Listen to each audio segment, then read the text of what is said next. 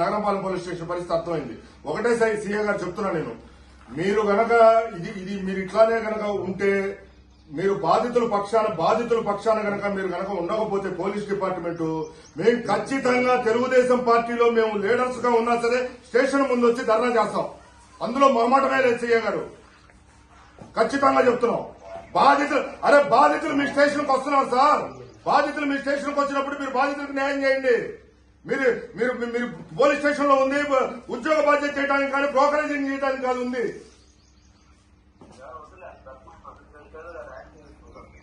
అరే లేకపోతే నిన్న వెళ్తే మన అబద్దం చెప్పడం ఏంటి? ఎఫ్ఐఆర్ కట్టొద్దన్నాడని, ఎఫ్ఐఆర్ కట్టొద్దని అబద్దం చెప్పడం ఏందన్నా?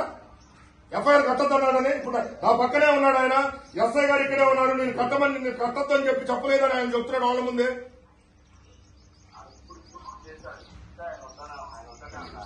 ఎందుకు